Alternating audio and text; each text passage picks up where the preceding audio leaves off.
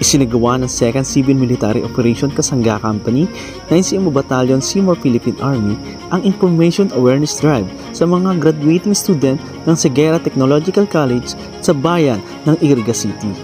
Ang nasabing aktibidad na pinungunahan ni Captain Jason Ray G. Jaramillo, Infantry Philippine Army, Commanding Officer ng 2nd CMO Company na nakabase sa Camp Sagurong, Pili, Camarines Sur. Layunin ng aktibidad na ito ay bigyang kaalaman at tamang impormasyon ang mga kabataang estudyante sa mga panlilindang ng mga teroristang CPP-NPA sa mga kabataan, lalo na sa mga kabataang estudyante upang ilayo sila sa kapahamakan at maiwasan ang anumang banta mula sa teroristang CPP-NPA. Ang mga estudyante at pamunuan ng Ceguera Technological College ay nagpapasalamat sa mga kasandaluhan dahil sa ganitong mga programa ay malaki ang matutulong para sa mga kabataang estudyante upang malayo sila sa kapahamakan at matupad ang kanilang mga pangarap sa buhay.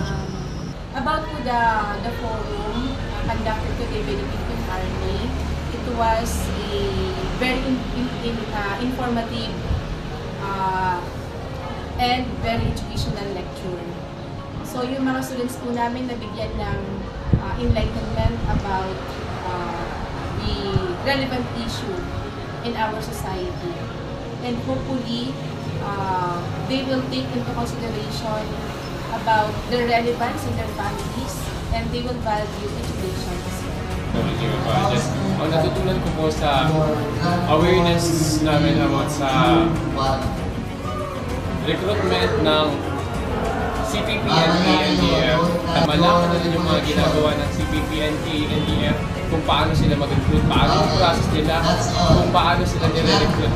And then, sa tulong po ng Philippine Army, marami po kami natutunan, and hindi na po kami, hindi yung mga kasamahan ko, hindi sila ma-recruit ng mga CPP-NPA, NDF. Yun lamang po, sir, and thank you.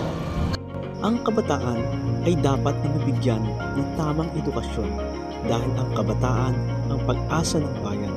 Kaya dapat natin silang bigyan ng tamang impormasyon upang hindi na sila maging biktima ng CPP-NPA.